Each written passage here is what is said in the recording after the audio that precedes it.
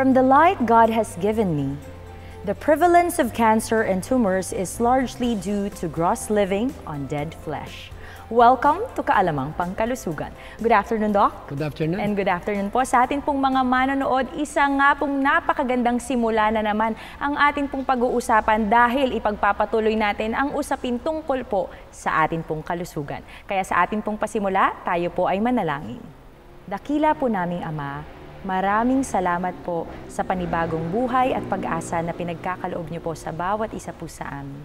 Salamat po Ama sa inyo pong paggabay sa bawat isa po sa amin na patuloy pong nanghihingi ng kapatawaran sa lahat po ng aming hindi pagsunod sa 8 utos ng pangkalusugan. Alam po namin Ama ang aming pong mga kahinaan, ngunit tulungan niyo po kami Ama na malagpasan po ito at magkaroon po ng kagalingan sa lahat po ng aming pong mga nararanasan na mga hindi po magandang pakiramdam sa amin pong pang-araw-araw na buhay. Basbasan niyo po ang programa ng Kaalamang Pangkalusugan at gayon din po Ama, ang mga manonood ng programa pong ito. Tulungan niyo po ang bawat isa po sa amin Ama na makasunod po sa inyong 8 utos ng pangkalusugan. Dahil ang lahat po ng ito ay aming hiling at dalangin sa matamis na pangalan ni Jesus. Amen. Amen. Mga kaibigan, tama nga po, ipagpapatuloy po natin ang ating pong topic last week regarding po sa cancer. Doc, itong cancer na naman, ang talaga nga namang marami talagang nagagambala sa panahon natin. It becomes like a very ordinary disease. 20 years ago, kung titingnan natin yung development ng, kung tawagin nga nila, epidemic na na hindi na pinipili ko nung edad nila. Ang pinopoint natin dito, wala namang masama na tuunan natin ito ng tinatawag na mas matinding point kung paano natin ito maiwasan. And that's what we are going to discuss about this kind of situations of what we have today, especially in the country. Because we are not only seeing all over the world, but we are now seeing it also within our own place, Philippines. Yes, that's right, Doc. And also sa atin pong mga manonood, nais din muna natin na batiin yung ating pong mga kaibigan na nanonood po sa atin at gayon din po nag-comment po dito po sa ating pong programa. Katulad po ni Ronnie Itang, sabi niya, happy viewing po sa lahat at happy Sabbath. God bless po. Watching from Dammam, Saudi Arabia. At gayon din po, viewing ang ating pong Gabriel family from Paco, Manila. Sila Tatay Peter, si Nanay Beng at si Jeff at kasama din po ang kanilang buong pamilya. Gayon din po binabati natin ang ating pong mga masisipag na security dito po sa North Philippine Union Conference. Sila Kuya Ronald, Kuya Prince, si Kuya Rio Vem, si Kuya Roger at si Kuya William. At gayon din po, binabati po natin ng sobra-sobra dahil ang kagalakan po namin dahil nag-reach out po sa atin ang atin pong kaibigan na, alam mo Doc, ito po ay isang naging pasyente mo Doc. Ang nag-reach out sa atin yung anak po ni Undersecretary ng Barangay Affairs na si Undersecretary Valmosina. Ayan, nagkita sila nung aking friend dyan po sa Bukidnon. Maraming salamat po sa inyo pong pagtangkilik ng Kaalamang Pangkalusugan at sa inyo pong, kasi alam mo Doc, ang ganda ng kanilang proposal dahil gusto nilang imbitahan kayo mismo Doc para po maipahatid din natin ang Kaalamang Pangkalusugan, yung 8 Laws of Health sa kanila pong barangay dyan sa Holy Spirit. Ayan, maraming salamat. Yung bahagi ng kaalaman tungkol dito sa paglaban sa sakit na kinatatakutan ng napakarami mga tao sa buong sanlibutan, ay may bigyan ng daan na toon na meron naman tayong tinatawag na kapamaraanan na kung atin lamang na handa nating subaybayan at sundin yung tinatawag na pamantayan, ng tinatawag na bahagi kung paano lumaban. Pag sinabing lumaban, lalabanan mo yung maling nakasanayan mo. Lalabanan mo yung mga pagkain alam mong hindi makabubuti sa katawan mo. Kaya ito yung tinatawag na tunay na labanan tungkol dito sa pagtutuwid ng mga maling lifestyle na siyang naging kadahilanan kung bakit parang apoy na kumakalat ang sunog ng sakit ng karamdaman ng cancer na yan. Totoo, Dok. Alam mo yung, nung binanggit mo, Dok, yung word na sunog, no, sa ating pong mga manonood, gusto nating apulahin, gusto nating patayin, gusto nating masugpo yung apoy na yon at yun ay mangyayari sa ating katawan kung tayo ay matigas ang ulo, di ba, Dok? That's what this Kaalaman Pangkalusugan all about, that we must create more awareness and try to educate people out there to realize that there's something we can do. And even the book of Counsels on Diet and Food talks about something here that keep the work of health reform to the front. Is the message I am instructed to bear. Show so plainly its value a widespread need for it will be felt. Abstinence from all hurtful food and drink is the fruit of true religion. Amen. Bakit binanggit ito? Kasi yung tinatawag na word na pagpipigil, doon sa mga pagkaing nagiging dahilan ng pagkakasakit ng tao, ito pala yung isa sa palatandaan na nasa tamang lugar ka ng pananampalataya. Amen. At ang maganda rito, yung ilagay daw sa unahan, wag naman sa likuran. Kung pagka minsan puro na lang normal na pag-aaral ang pinag-aaralan, for example, nagbigay tayo ng malawakang bahagi ng Bible study, pero pagka minsan, kailangan talaga nating unahin natin itong pangkalusugan para pag nahikayat sila, alam na nila kung paano ingatan ang kanilang katawan. Amen. Totoo And that's yun, the Dok. first, the three angel messages.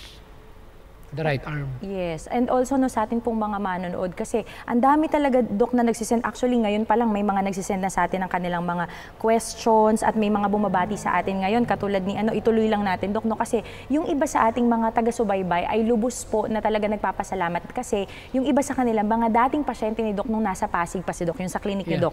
And most of them are cancer patients at naging cancer-free patients na sila. Saka hindi naman ito yung 1 year na libre Yes. Umaabot na ng 2 dekade. Totoo, Dok. Kaya ang pinopoint natin dito, pag nawala na yung genes nung tinatawag na DNA ng merong cancer cells at napalitan ng bagong genes o bagong DNA yung dugo mo, wala nang panggagalingan kasi doon nagmumula yun Cellular DNA situation, cellular DNA problem. And that's what we are talking about. We are going to focus to realize that there's something we can do. Huwag naman yung pag nakadinig tayo ng salitang cancer para bang hinatulan ka na. Totoo, Dok. Para bang sa tingin nila, hinatulan May ka na ng death katapusan. decree. Yes, oo. Huwag naman. Ang hatulan natin kung ang isang tao ay ayaw makinig doon sa tinatawag na normal na kaalaman na dapat nilang naiintindihan.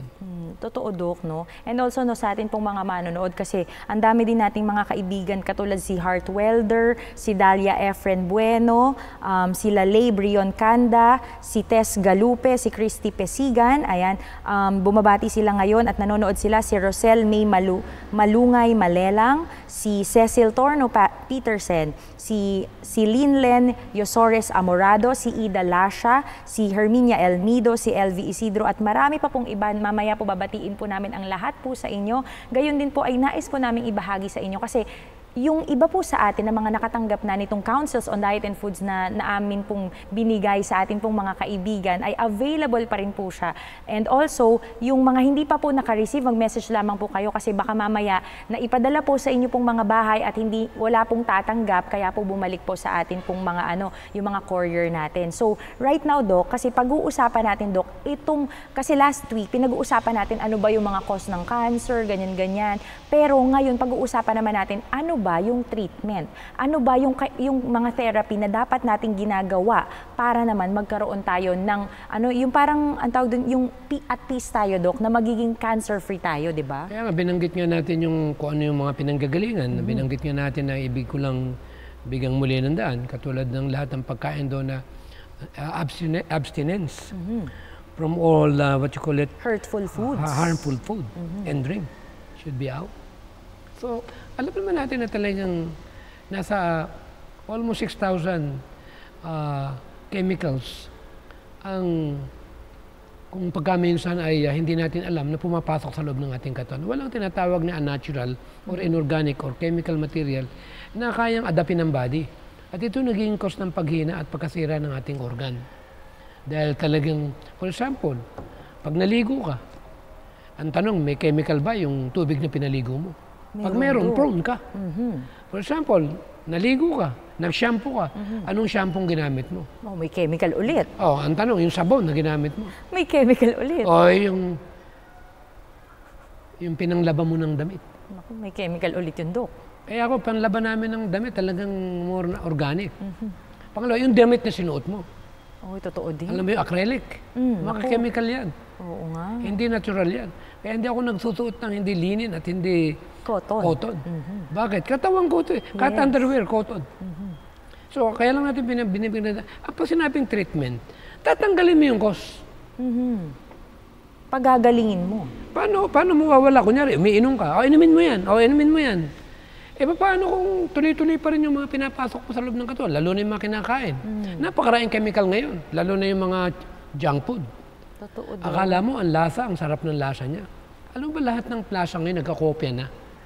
Lasang pinya, lasang mangga, lasang melon, lasang papaya, lasang saging, Totoo daw. lasang apple. Pero ang tanong, Natural ba? natural ba? Yes, yun ang tanong, no? Yun ngayon yung exposure natin. Ito na ngayon yung modern environment natin na ang mga kabataan natin walang kamalay-malay.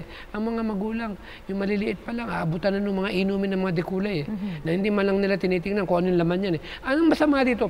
Pati yung peking asukal nandyan. Naku, alam mo, Dok, pag-uusapan natin yun sa may ating food coloring pa yan. Totoo.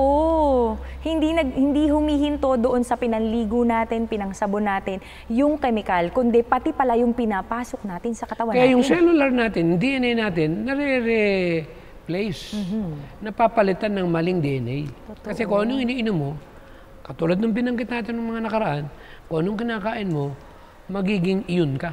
Yes. Kaya yun ang dugo mo, yun yung magiging DNA mo. Yun nga yung magkakaroon ng replicate. Ano tawag dito?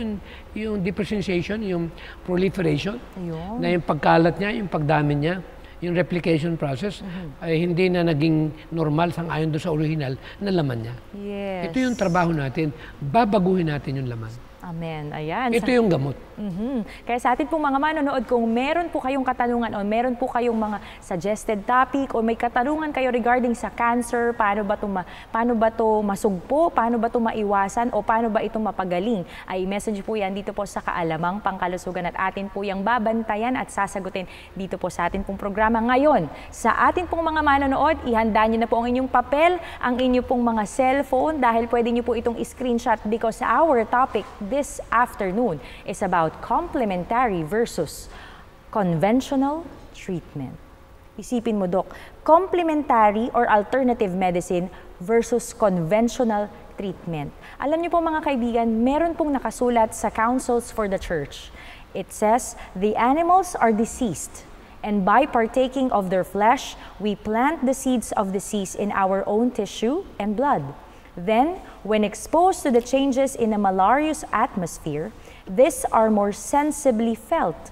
Also, when we are exposed to prevailing epidemics and contagious diseases, the system is not in a condition to resist the disease.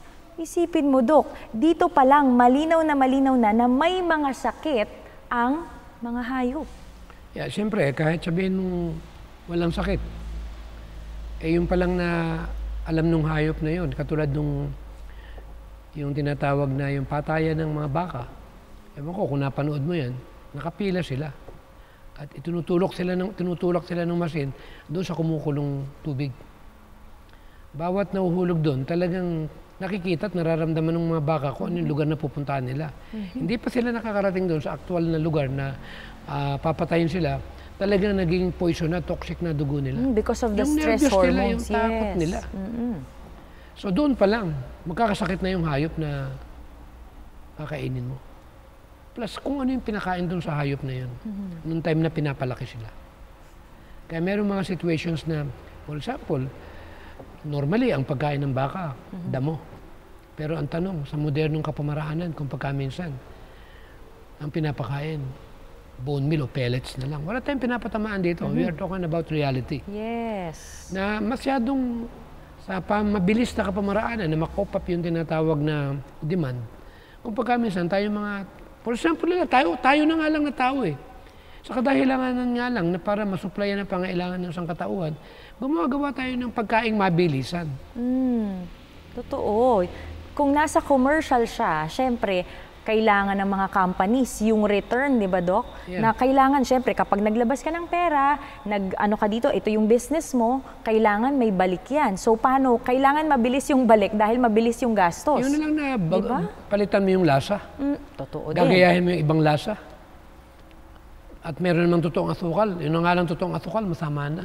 Papalitan mo pa ng tinatawag na maling asukal. Oo. Wala naman tayong binabanggit dito kung anong maling asukal yan.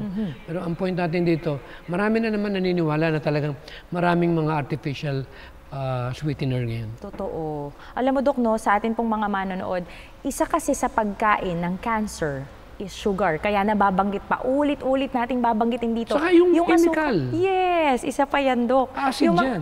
Yung mga processed foods natin, yung mga frozen goods natin na binibili natin sa atin pong mga grocery stores. Yung mga kulay pa. Yes, Alam totoo ba yung yun, mga Dok. food coloring na nilalagay sa mga tinapay, nilalagay sa mga chicheria, Yes, sa mga juice. mga juice. Yes, ayan. Napaka-cancer causing agent din yan. Kasi hindi siya Paano natural. naman, kunya, tuturuan mo siya ng, ito, inumin mo, bili ka nito. Ano napansin ko ngayon, kahit sa natural way, kung minsan, kung natural nga naman yun, for example, bibigyan ka ng pang-cleanse ng system, hindi naman tuturuan ka na magbago ng lifestyle. Totoo yun. Kaya nagiging more on supplement eh. Alam namang masama yung supplement dahil maganda naman karamihan Yes, dyan. oo. Pero ang tanong, ang nami-mislook, para bang kung ako'y practitioner ng natural way, kung ano yung produkto ko, yun lang ang piniprescribe ko. Tapos hindi ko na itatouch itong mga bagay na kailangang mabago niya doon sa pamaraan ng pamumuhay niya. Magiging baliwala rin eh. Hindi rin magiging epektibo eh. Kaya talaga ibigay mo lahat eh. Ipakita mo yung reason kung bakit ka umabot sa pagkakataon na ganito, na yung maximum level ng immune mo, na i-down mo, bunga ng maling kapamalian sa pagmamanage mo ng kapamaraan na pumapasok sa bibig mo. Totoo. Alam mo, Dok, nabanggit mo yung kailangan pala may continuity, kailangan pala continuous, may pagpapatuloy ka doon sa pagsunod mo sa pagbabago ng kinakain mo at ng lifestyle mo, especially if you have cancer. Why?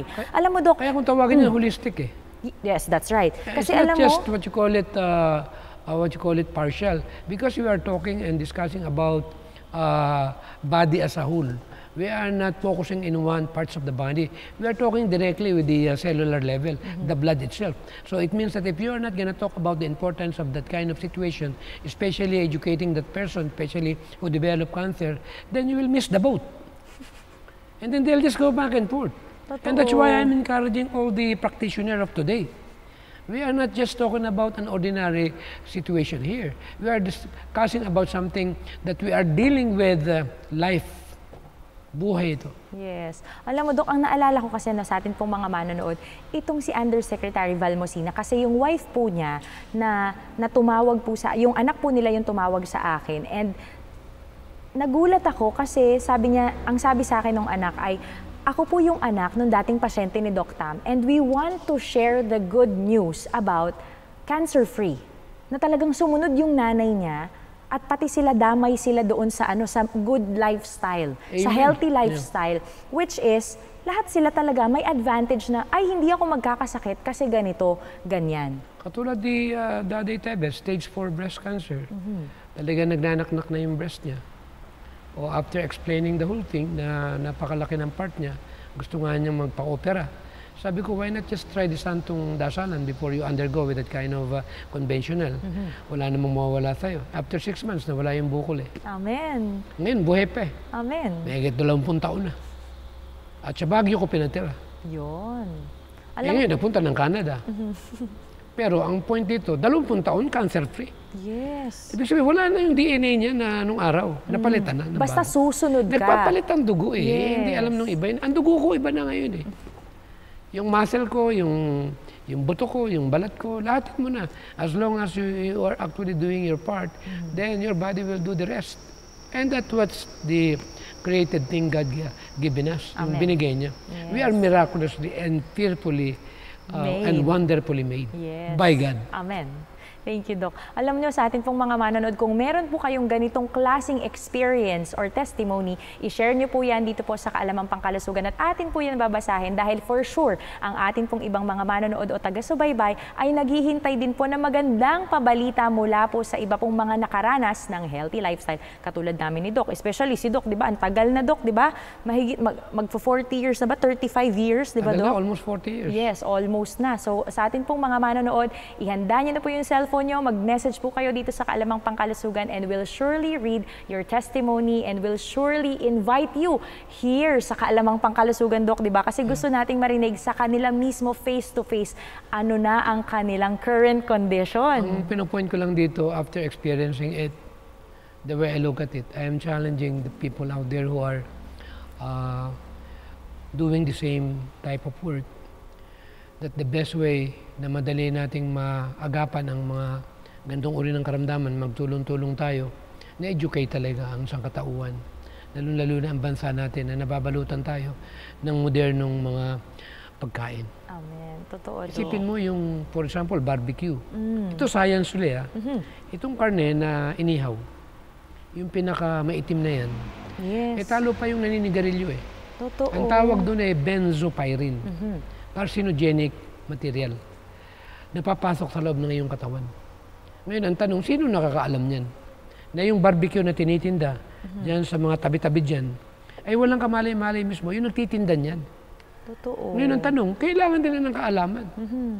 For example, nagtinola ka ng manok, o kaya nag-adobo ka, o bulalo, yung taba na pinakuluan, nakakakuha naman tayo ng methylculantrin, Naku. which is another highly carcinogenic material. So kung titingnan natin itong senaryo na ganito, hindi katulad ng talbos ng kamote, ang palaya, bahay kubo kahit munti. Wala namang carcinogenic material na mabubuo niya pag i-steam mo eh. Okay, sinigang mo eh. Totoo, Dok. O anong problemahin natin? Kumain ka ba ng papaya? May carcinogenic material ba yan? Wala. Unless GMO. Ay, totoo yan. I'm sorry to mention that. Kasi sobrang talino ng tao, yung genetic engineered food, especially genetically modified organism, ay ni-incorporate na rin sa prutas.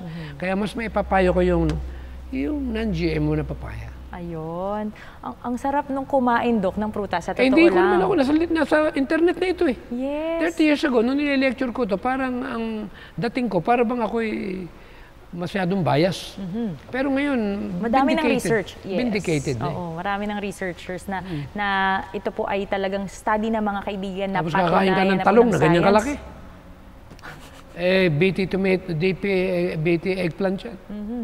Ayun. Kaya para hindi ka magkaroon ng sakit, kumain ka ng yung totoong buto. Totoo. Yung talagang may buto, yung atin pong Yung kakainin. talagang ibig sabihin, original. Yes. Na pag tinanong mo, tumutubo. Alam mo yung mga yellow corn, hindi na pwedeng gawin binatog yan eh.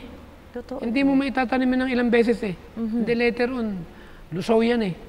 Uuudin yan eh.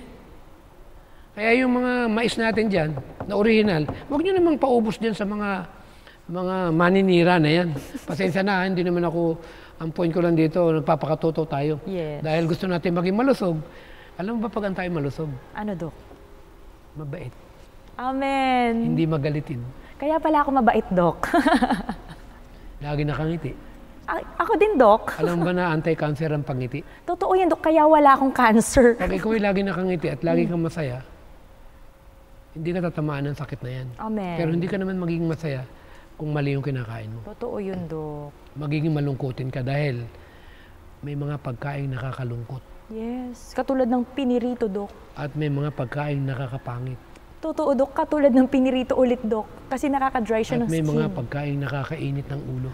Dok, ano naman yun? Dako, yun ang karne. Ayun. Ay, oo nga, Dok, di ba? Naku, sa atin pong mga manonood, yan po yung pag-uusapan natin next week. Pero hindi pa po tapos ang atin pong topic ngayon, mga kaibigan. Kaya ito na po, itutuloy-tuloy na po natin, mga kaibigan. Alamin na po Kaya natin. pinagtatawanan nila ako minsan, si Dr. Tam naman pala, napakasimple pala naman ng mga pagkain yan. Pangalawa, cancer nutrition specialist. Hindi ko naman po pinagmamayabang yan, kaya ako tinawag na cancer nutrition specialist. Kasi nasa pagkain lahat ang problema. Totoo. Kailangan alam natin yung cause. Siyempre, tayo nandito. Kaya nga kung minsan, sabi ko nga sa sarili ko, bakit kung minsan ito pa yung napakasimple at talagang kailangan ng ating mga kababayan. Bakit kung pagka minsan, ito pa yung ayaw mag-viral. Totoo, Dok. Alam mo ba, Dok, sa totoo lang sa ating pong mga manonood, meron tayo actually na may sender tayo, nagsabi niya, Dok, Ma'am Gladens, meron ba kayong TikTok? Sana meron ding TikTok kasi sige, mag-TikTok na tayo. Kasi napakahalaga daw talaga ng ating mga sinasabi dito po sa Kaalamang Pangkalusugan and everyone wants nasa to learn. channel yan eh. I-TikTok nyo ako. Alam problema yan. Para magkaintindihan. Pero ang good news nito, ano, ito Doc? palang age reversal nito. Talagang totoo. Yes. Pwede mong pababatain ng 14 years ang edad mo. Hanggang 15 years at pwede mong pahabain ng Totoo, todo. Dok. Alang namamatay sa tamang lifestyle. Ang kamamatay mo, katandaan. Totoo yan. Yeah. Alam mo, Dok, sa totoo lang, ngayon, right now na sa atin, magpapakatotoo ako mga kaibigan. Right now, ang stress ko ay yung pagpupuyat. Kaya kung Alam mo ba mapapansin na niyo, number one na cost ng pagbagsak ng immune system? yung Na naging pagpupuyat. cost ng sakit na cancer, iyang kulang sa tulog. Naku, Dok, Ay, natatakot naku, na tuloy ako major kahit na yan. anong healthy ng kain Pag ko. kahit kumain ka ng vegetarian, pag lagi kang puyat, Totoo hindi rin din. magiging epektibo yan. Yes. Kaya ako, ginawa kong rules. Pagdating na 9, Tulog ka na. nasa bed na ako niyan. Ayun, talagang. Yan ang namimiss ko talaga, Dok. Eh, walang magagawa. Kailangan mo i-train yung pathway ng brain mo na masanay ka doon. Pag Yes. nasanay ka, natutulog 9 and 10, at nasanay na yung katawan mo, antukin ka. Totoo, Dok. Ayan. Pumunta nga kami sa birthday nung hipag ko eh. Mm. Nung last Monday, aba, alas 8, umagano na ako. Sabi ng misis, uwi na tayo. Iwanan na natin yan. Total, kwentuang kutsero lang yan. Total, nakaati na tayo. Umuwi na kami. Pero 10 na rin kami nakarating. Oo, kasi biyahe pa, Dok. Pagdating ko na higa, maya-maya, tulog. Tulog na. Na-train eh. Yun ang Kaya pag maganda. na-train ka na, wala. Pero wala akong gadget talagang hawak. Never akong hawak ng gadget. After 5 o'clock, ayoko na mag-YouTube. Yun, dapat talaga umiwas tayo. Yun ang point, okay? Sa atin pong mga Kasi manonood. panira ng immune system yan eh. Yes, Eh, totoo, siyempre, Dok. part ng, alam mo ba ang totoong pagpapagaling sa cancer? Ano, Dok? You have to boost the immune system. That's true. Because you have your own defense mechanism to fight against cancer. And that's the reason why you have nothing to justify or to say something. Because God already given that kind of thing inside our body so that we'll be able to fight. Yes. Kaya pag nagkaroon ng cancer ka, may problema yung defense mechanism mo. Totoo. Ibig sabihin, hindi nila na kaya nang gawin yung trabaho nila dahil nilason mo sila. Naku. Aba, ikaw na yung pinakamasamang amo. Ikaw yung masamang tagapag-alaga Kunyari, ng katawan presidente mo. ka ng bansa. Lalasunin mo yung mga, Mamamayan mo. hindi mamamayan, yung mga sundalo mo nang puprotect sa bansa mo at sa'yo. Kunyari, presidential guard. Lalasingin mo. Hindi, Dok. Kaya ako yung leader. Sisiguraduhin ko yung mga sundalo ko Healthy. healthy. Yes. At itong mga nangunguna sa gobyerno, malusog, Amen. hindi manginginom. Totoo. Eh pag manginginom yan, hindi ba kaya nadali itong Babylonia? Totoo, Dok. Eh naglasingan eh. Nakatulog itong mga sundalo. Eh kung matalino si Haring Nabuchodonosor, eh bawal ang alak dyan. Ako, ala akong hilig sa politika. At kahit utusan mo ako, hindi ako papasok dyan. Dahil hindi ko yung linya. Pero kung nyari ako, eh meron mga tauhan na mga bodyguard. Sisiguraduhin ko, hindi manginginom yan. Para maproteksyonan. Para masiguro ko na magagawa nila. Ang Kaya nga tungkulin dito nila. sa compound ko, bawal lang manginginom, tanggal. Naku, ayan. Bawal lang naninigarilyo. At pag nahuli ko, tanggal. Ayun. Naku. Ano tayo magagawa? That's the way it is. Yes.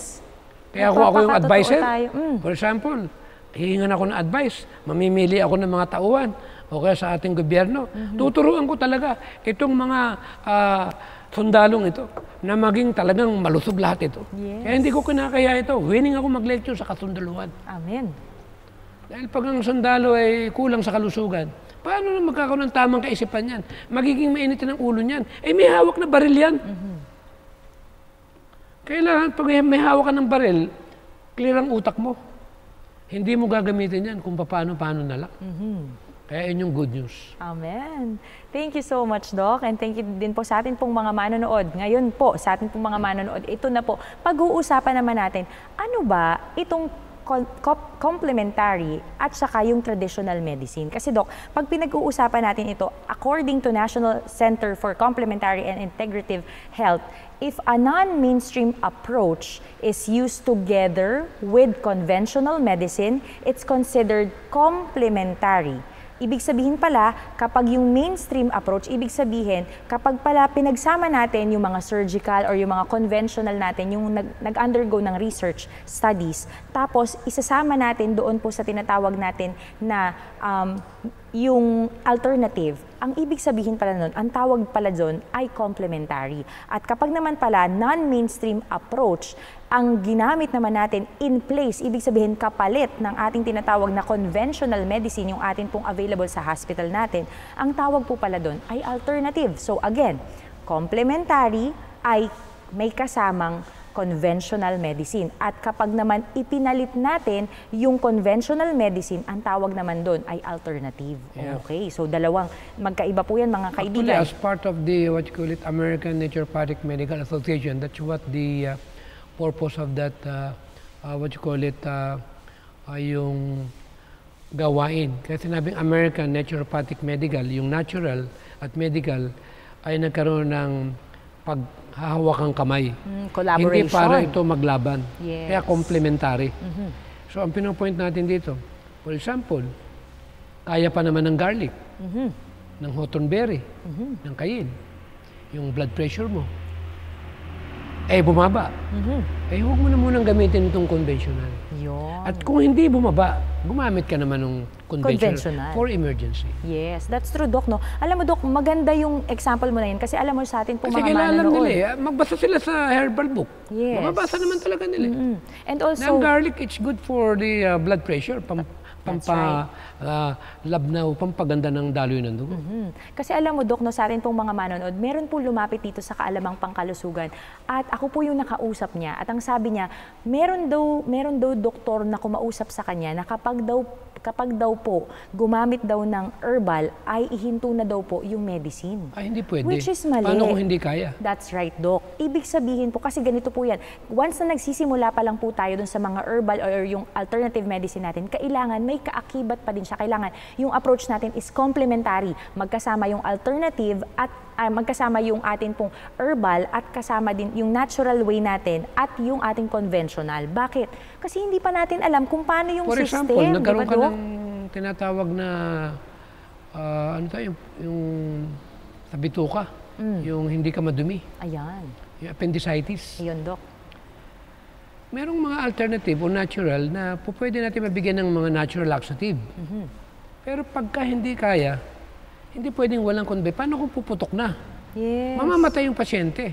Kailangan kaakibat mo yung tinatawag na presensya ng science at ng conventional. Para in that way, safe yung pasyente. Totoo, Doc. And also, no, sa atin pong mga manonood, no, kasi meron po dito, according to Harvard Health Publishing, protect yourself from the damage of chronic inflammation. Bakit? Kasi most of the time, ang nangyayari po kasi, may inflammation na, kaya tayo nagkakaroon ng cancer, di ba, Doc? Yeah. Ibig sabihin, apektado na. It's a long term actually. Hindi naman ganun kadaling mag-metastasize yan eh. Yes. O maging full-blown, what you call it, yung malignant. Yes. Ang point dito, for long time na napabayaan mo, maling kinakain mo, overlook mo, then later on, yun na yung pinaka-final stage nung tinatawag na panghihina ng immune system mo. Ayan. So, kapag meron alam pala tayong yung inflammatory, inflammation. sabi niyang librong to sa 388, cancer, tumor, and all inflammatory diseases are largely caused by flesh eating. That's true. Meat eating sa atin pong mga manonood, yan po ang dahilan kung bakit tayo may pero mga ganong klase ng sakit. Ang tanong, ang isda ba ay flesh? Yes. So, part yan. Kaya ang ginagawa natin, doon sa may meron ng ganyang uri ng karamdaman, tatanggalin natin yung pinanggagalingan. Hindi po pwedeng, itutuloy mo yung kinakain mo, bibigyan kita ng gamot, papangangukuhan kita, ang sasabihin ko sa'yo, inumin mo lang yan, gagaling ka. Maling pamamaraan yan. That's true, Doc. You are just actually, ang tawag dito, pinapahirapan mo lang yung problema. Yes. Lalo lang dadami yan. Totoo. Magpapatong-patong siya hanggang sa wala na tayong magagawa. Yun na yung tinatawag na end stage na natin, katapusan na mga kaibigan. Pero there's still hope kapag hindi po naging matigas ang atin pong ulo. Kaya ito na mga kaibigan, yung binanggit kanina ni Doc, yun yung pinaka-part mga kaibigan dun sa study po sa Harvard Health Publishing, which is science has proven that chronic, low-grade inflammation can turn into a silent killer that contributes to cardiovascular disease, cancer, type 2 diabetes, and other conditions. And get simple tips to fight inflammation and stay healthy. Ano-ano yon? Ito mga kaibigan, meron tayong tatlo. Psychological, meron tayong physical, at meron tayong tinatawag na nutritional, which is yung 8 laws of health natin. Doc, i-share naman natin sa kanila, paano ba natin mapapanatili na maganda po yung atin pong sistema, especially sa psychological? Kailangan natin talaga yung pag wala kang Panginoon malabo Totoo. Talaga yung isip mo, Walang peace of mind. unstable yan Talagang emosyon natin, tuloy-tuloy lang yan Yes. So kailangan talaga natin yung maintindihan natin na without God, we cannot do anything. That's true. He is the one who will help us in these kinds of life that we have. So kailangan talaga natin ng maging spiritually minded tayo. Ang ibig sabihin ng spiritually minded, may God ka. At may Bible ka sa buhay mo. Amen. At willing kang i-guide niya kung ano man yung bagay na dapat maintindihan mo para ma-correct mo yung bagay na maling nakasanayan mo. That's true, Doc. And also sa atin pong mga manonood, no, may tinatawag tayo na mindful eating. Although pasok siya doon sa nutritional natin, pero yung isip pa rin natin, yung magde-decide, di ba, Doc? Yung sa mindful eating natin, ano ba? Iisipin ko ba kung anong value ng kinakain ko? Iisipin ko ba kung ano yung magiging dulot nun sa katawan ko? O iisipin ko ba na, ay hindi, basta pagkain, kakainin ko na lang. So, Anong yan. basa ngayon doon sa prefrontal cortex? Pagising mo sa umaga, nasa 350 yung decision. Minsan hindi mo nabibilang yan Kung anong idadamitin ko, kung anong oras ako gigising, Kakainin mo. kung anong oras ako maliligo, kung anong iinumin ko, kung anong kakainin ko, mag-exercise ba ako, magbibilad ba ako sa araw. Alam mo, pag kinuwenta mo yan, hindi biro yung papasok na decision dyan. Totoo. Kaya yung tinatawag na mindful eating, kasama yan. Kailangan nakaset na yan para hindi mo na pag-iisipan.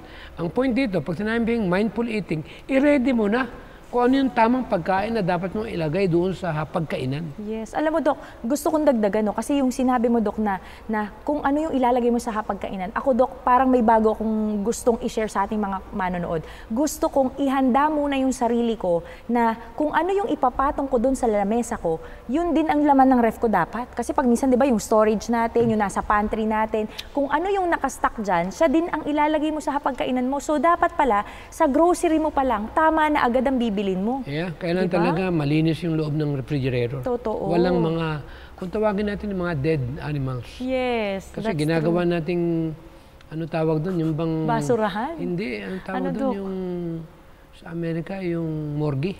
Ay, totoo, Dok. Yes, di ba? Para hindi maluso yung patay, lalagyan nila ng Formalin. formalin. Yes. At sa freezer pa nilalagay yung iba. Totoo, Dok, di ba? O bakit mo naman lalagay ng...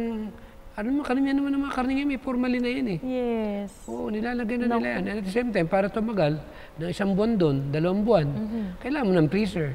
Yes, totoo yun, Dok. Sa atin pong mga manonood, ayan po ang ating pong mga Hindi tips pa natin ngayong araw. pinag-uusapan yung chemical reactions ng malamig na patay. Uy, yes, that's true, Dok. Wala pa tayo doon. Wala pa tayo Cancer doon. pa lang tayo, mga kaibigan. Ito po. Now, Sorry yung gamiting word na patay. Hindi, okay lang yan, Dok. Ano ba tawag doon? Patay naman, finisher mo. Ano tawag? Patay nga. O, Patay. di ba? Patay nga talaga. Sa amin, sa Bulacan, tawag namin hindi patay. Ano, Dok? Malamig na bangkay. Malamig na ba? Totoo din, no, sa atin pong mga Tagala, yung mga Tagalog po, ano, talagang malamig na bangkay nga naman. Ikaw ba naman, alam mong malamig na bangkay yung nasa freezer mo? Anong purpose mo? Alam mong malamig na bangkay. Nasa freezer. Ibabaong ko na dapat sa lupa yun, Dok. Ibaon mo na sa lupa. Diba? Ibabaong ko na talaga sa ating pong mga manonood. Itabo na po na. Ang talbos pa tabunan ng kamote, natin. kailangan mong i-freezer.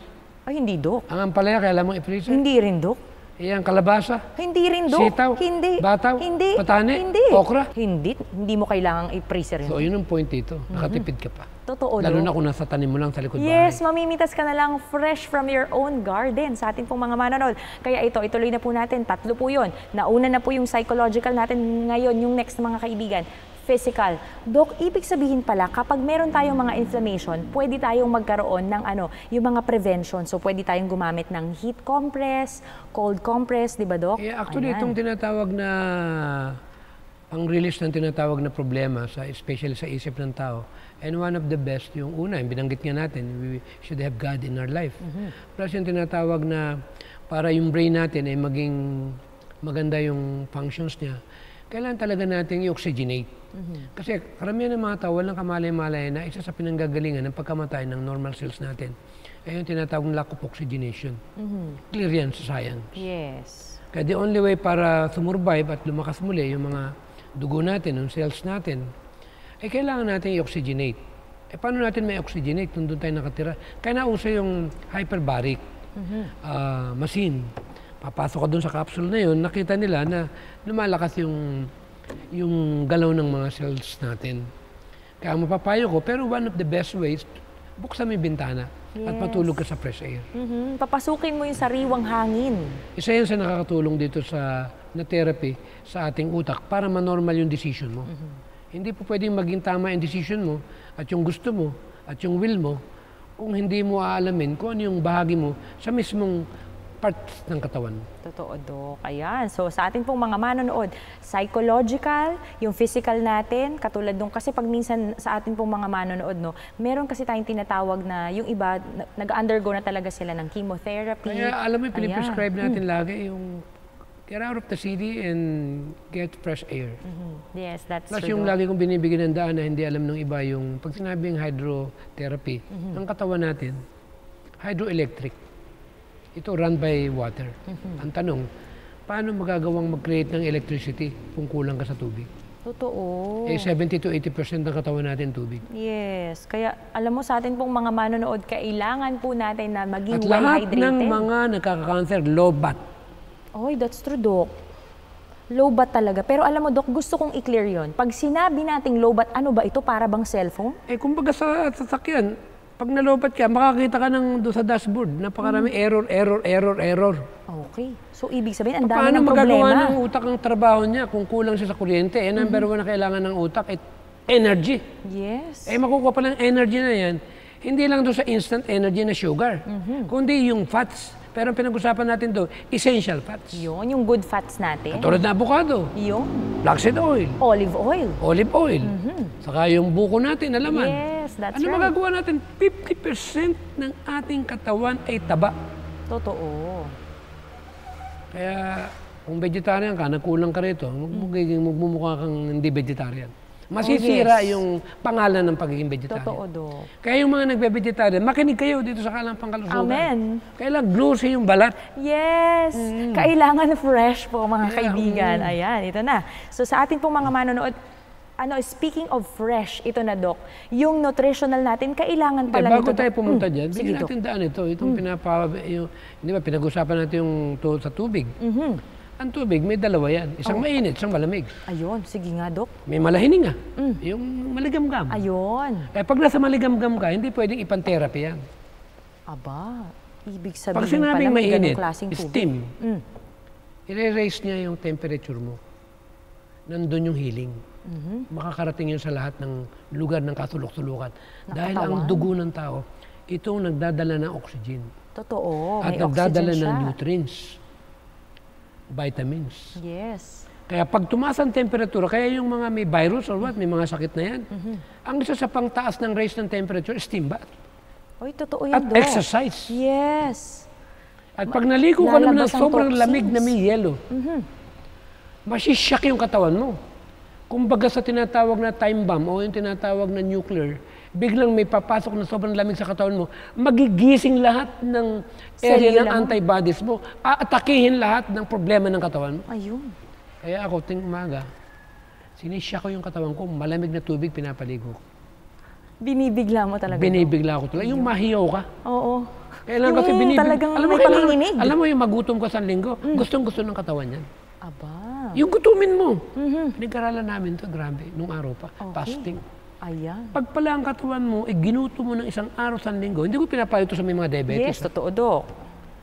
Believe me, self-healing will follow. Yes. Alam mo, Dok, may naalala tuloy ako. Kaya maganda yung pagsabado, hindi na kumakain ng marami para hindi inaantok ang miyembro. Totoo, Dok. Ang hilig natin magpatlak eh. Kaya nangyayari, pagdating na afternoon, nandun sa church, natutulog. Oo, nakasandal na. Lalo na pag Wala na. naka-aircon. Hindi na maintindihan yung sermon. Totoo yan, Masyado Dok. tayong concern tayo sa physical. Manong mag-fasting naman tayo ng kahit isang beses lang sa linggo. Alam mo, Alam Dok. ba kung magagawa ng mga Adventist yan? Ano, Dok? Bah, matindi yan. Ito na simula ng revival. Amen. Hindi na tayo nag-iisa, Dok. Kailangan kasi natin gisingin talaga eh. That's true, Dok. Binanggit kasi sa Testimony Volume 2, 337. Pasensya na, alam mo, ang ating propetisa kasi, lahat ng bagay, ibinibigay sa kanya. Sleeping ministers ang binanggit doon. Preaching to sleeping members. Ang maganda nito, tulog lang. siguro baka naparaming kain. Di ba? Yes. Sinong magigising ngayon?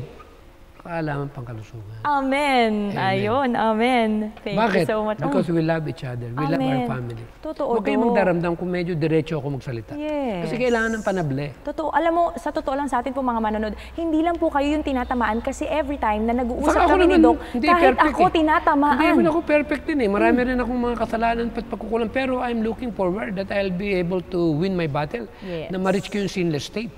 Kasi yun lang talaga yung makakaharap sa Panginoon eh. Totoo. Yung walang mananatili kahit maliit na kasalanan dyan. Yes, Sa totoo isip. Totoo Lahat yan. naman tayo nandyan pe. But sino bang pwede magsabi na banal ka na?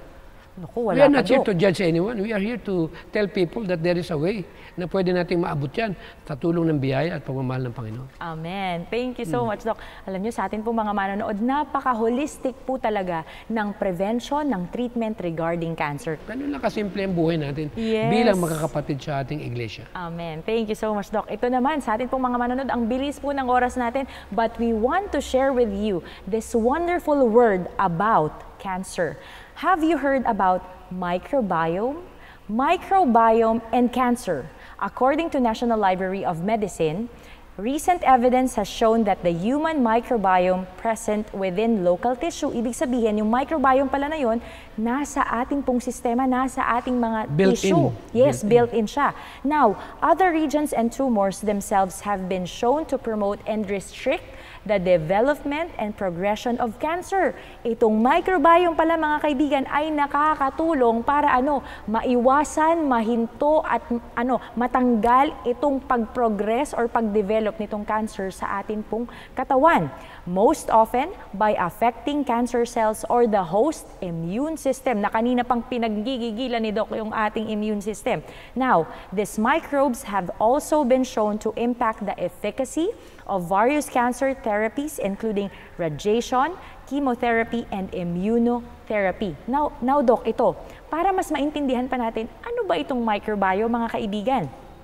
National Institute of Environmental Health Sciences states that the community of microorganisms is microbiome. Hindi masyadong nabibigyan ng tuon ito. Itong That's mga right, Doc. simpleng terminolohiyang ito. Yes. Na meron tayong mga bakterya. Yung mga fungi. Oo, yung mga ganyan. Viruses. Akala natin kasi, Doc, pag minsan sasabihin natin mga kaibigan, ay, yung anak ko, ayokong padapuan, ayokong madumihan, ayoko na umapak sa lupa, ayokong maghawak ng lupa, ayokong nasa labas.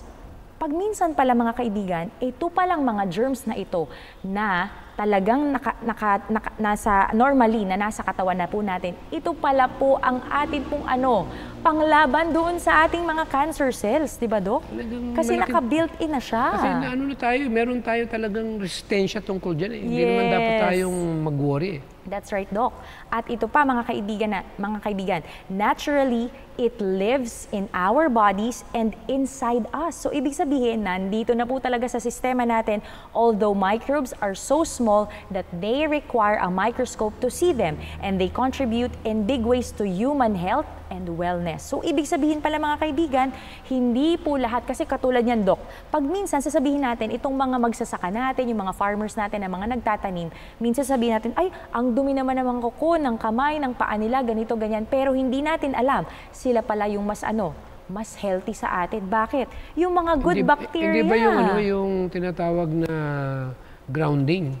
Yes. Na nakatapa ka dun sa kaputikan. Ang kalabaw nga, naglulublub sa pusali yan eh. That's naglulublub sa taawag dun? Yung putikan, yung putikan. Lalo na pagtagulan. Yes, that's right. Talagang hihigayan. At ang mga magsasaka naman, nakapaa yan. Naranasan ko yan eh, nakapaa kami. Pag nagpipila-pila at nagbubunot ng punla sa kabukiran. But anyway, nandun pala yung magnetic, yung tinatawag na electron, na siyang nagbibigay ng power para magawa ng ating katawan yung tamang enerhiya na kinakailangan ng ating katawan. Kaya mapapansin po nito, huwag kayong matakot doon sa mga senaryong ganun. Talagang makakatulong pa rin yan. Yes, that's right, Doc. Ito pa, sa atin pong mga manonood, meron palang mga advantages at disadvantages itong tinatawag natin na conventional therapy. Kasi katulad nung nababanggit ni Doc, nag-state tayo kanina, nagbigay tayo ng mga halimbawa na nagkaroon sila ng alternative therapy, which is yung ibang mga pasyente ni Doc. At for sure, kahit hindi naging pasyente ni Doc, mga makikita natin sa YouTube, sa ibang social media, media account, no, sa ating pong mga manonood.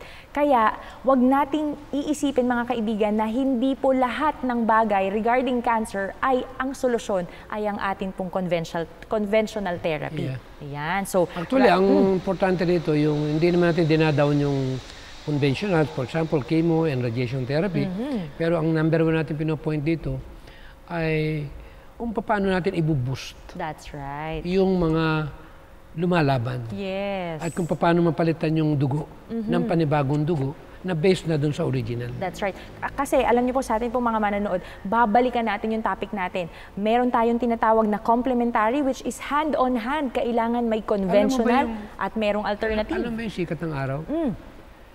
Pinapabilad namin yan from 11 to 12. Kasi mataas ang natural radiation niya. Kaya pag may cancer ka, yun yung natural radiation. Ayun. Natural radiation therapy. Yes, na kailangan ng Na katawan. hindi masusunog yung balat mo. Yes, hindi At ang mangingitim maganda ang pala balat. dito, for example, nag-expose ka sa araw, nakadamit ka. May konti kang cover dahil siguro iniiwasan mong magmukhang maitim yung balat mo.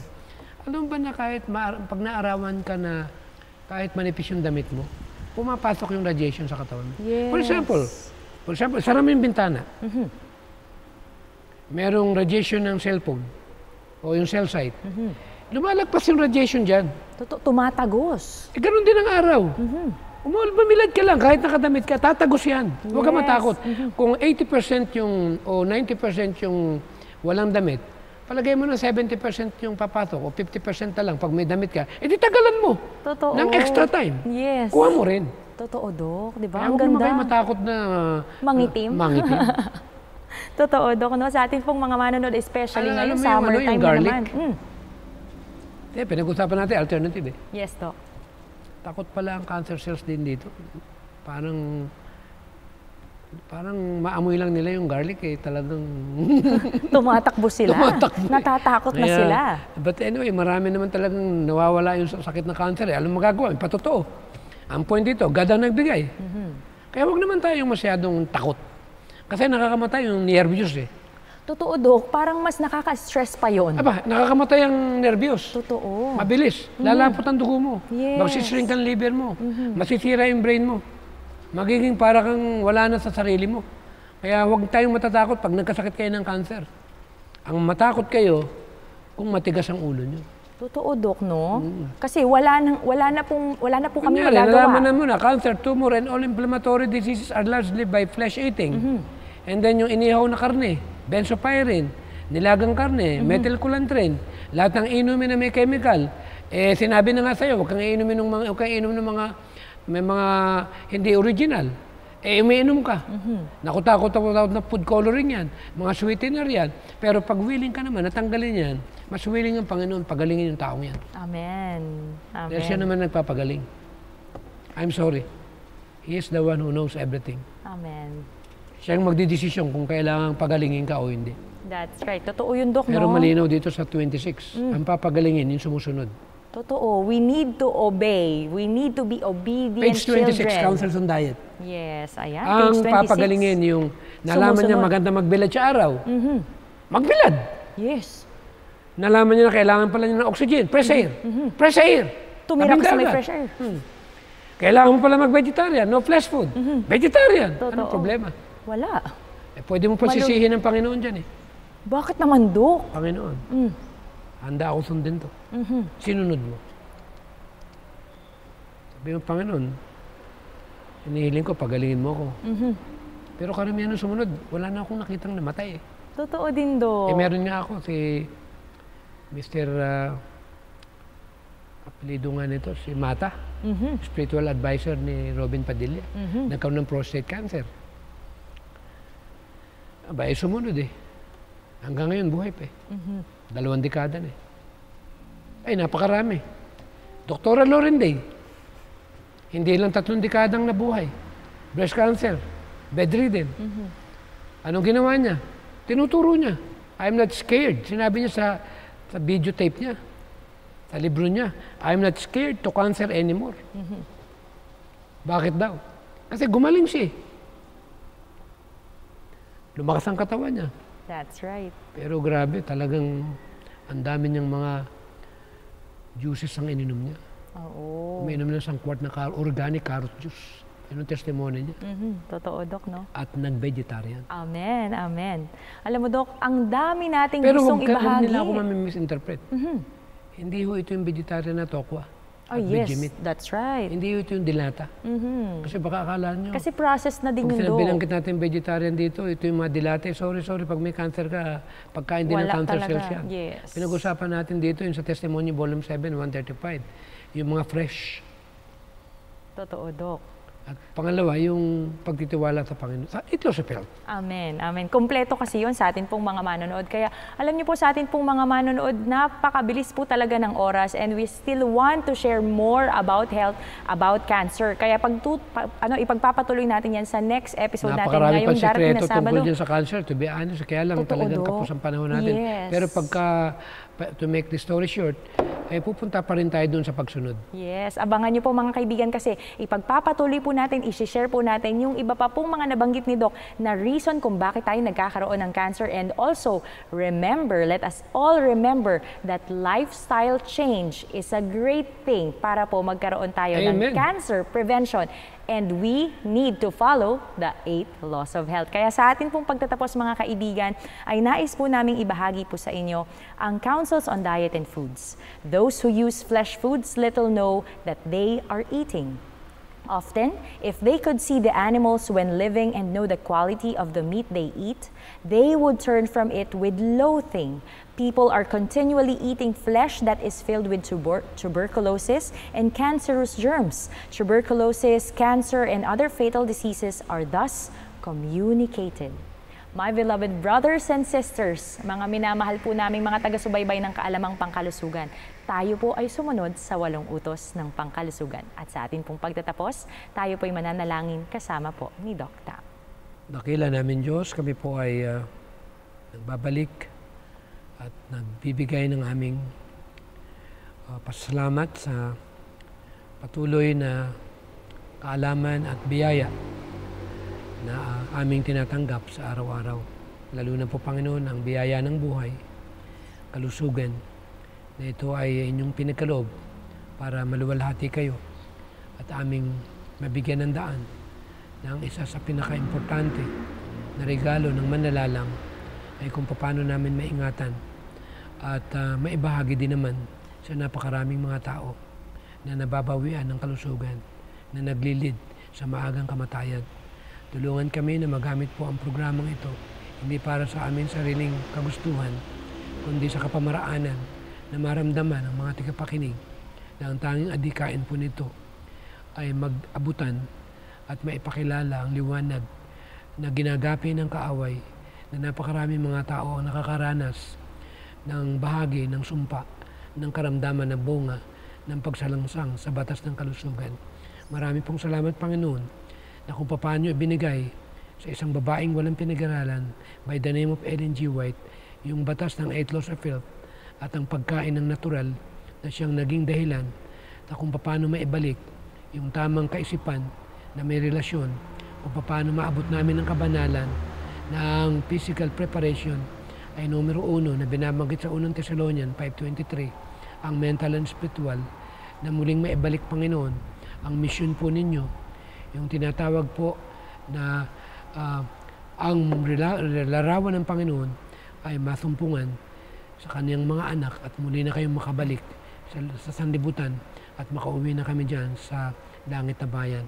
Tulungan kami sa aming pagpapatuloy ng programang ito at pagpalain lahat ng mga nagsisipanguna, lalo na sa pulutong ng Hope Channel at ng buong Iglesia.